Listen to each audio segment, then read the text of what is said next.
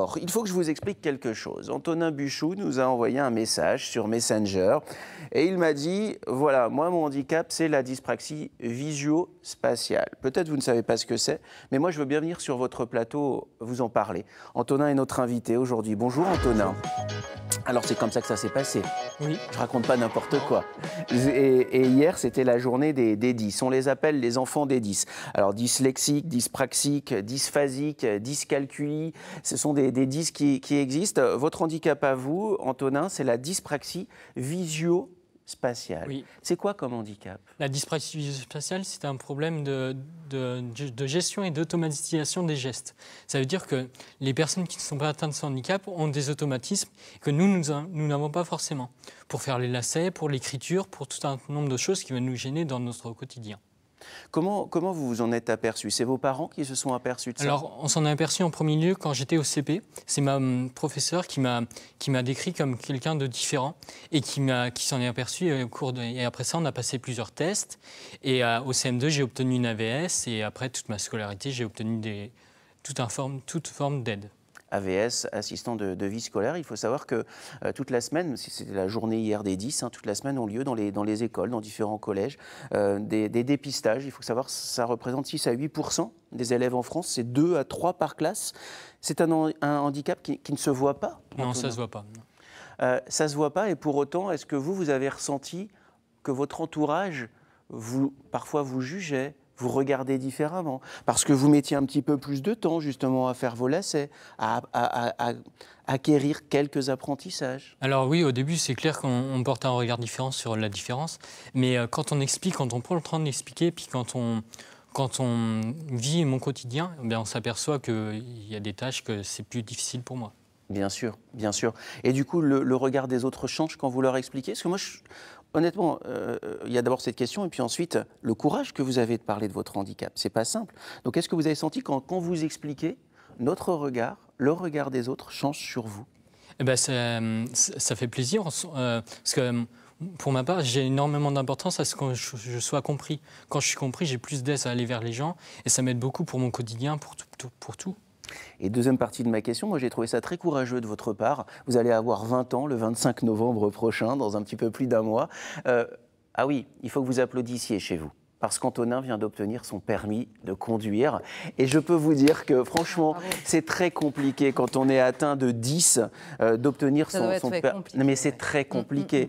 Et Antonin, non seulement a eu le courage de nous dire « je vais venir vous parler de mon handicap », en même temps il passait son permis de conduire. Et il n'a pas lâché sa motivation, il l'a obtenu. Ça, concrètement, est-ce que ça a été un challenge pour vous? Alors oui, parce qu'il faut savoir que pour la dyspraxie, pour la conduite automobile, c'est très difficile parce que sur une voiture à boîte manuelle, parce que moi je conduis une voiture à boîte automatique, il faut regarder la route, il faut conduire le volant, il faut regarder les rétroviseurs, il faut gérer la boîte de vitesse. Donc tout ça, pour moi, c'était trop. Et donc, quand j'étais en auto-école, au début, je me suis pris même des remarques de l'auto-école, comme quoi j'étais lent, tout ça. Et donc après, j'ai changé d'auto-école et je suis passé pour une boîte automatique. C'est beaucoup plus simple à gérer puisqu'on n'a pas la boîte de vitesse. Bien sûr. C'est-à-dire que c'est faire plusieurs choses en même temps. Oui. Ça, vous n'y parvenez pas. Si vous vous retrouvez seul dans une ville, par exemple, quelles sont les difficultés? Les difficultés d'orientation. C'est-à-dire? Dans une ville? Ouais. Mais dans une ville, oui, on va avoir des difficultés d'orientation, à se repérer dans l'espace. La droite et la gauche, c'est compliqué. Si vous demandez votre chemin et qu'on vous dit c'est la prochaine à gauche, vous allez dire... je vais avoir besoin qu'on m'accompagne, parce qu'il y a droite et gauche. Ben oui, je comprends complètement. Alors, il y a maintenant une certaine habitude pour vous à parler de ce handicap-là. C'est quoi votre quotidien? C'est quoi vos journées, Antonin? Alors, mon quotidien, ce qui me vient le plus en tête, c'est la fatigue. Parce qu'une journée pour le matin, quand on se lève, on est tous en pleine forme. Et puis, comme on fait des choses, et moi, ces choses-là, elles me demandent beaucoup plus de fatigue. Quand je les fais, par exemple, me concentrer pour dire quelque chose, ça va me demander de la concentration et donc de la fatigue. Ça, chaque chose que je fais... Ça sollicite le cerveau et c'est épuisant. Oui, ouais. On va être amené à faire...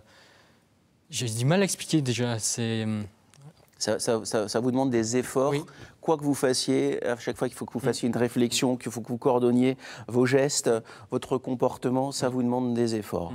On a bien compris ce qu'était la dyspraxie visio-spatiale, et c'est un handicap qui ne se voit pas quand on croise Antonin, qui n'a pas eu une vie super facile, hein, parce que moi j'ai eu Nadine, sa maman, qui nous regarde et que j'embrasse très tendrement.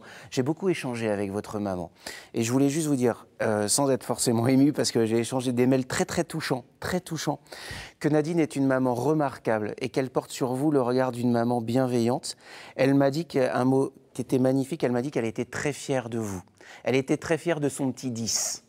Et je pense, maintenant ça fait quelques jours qu'on échange, elle a raison d'être fière de vous, Antonin.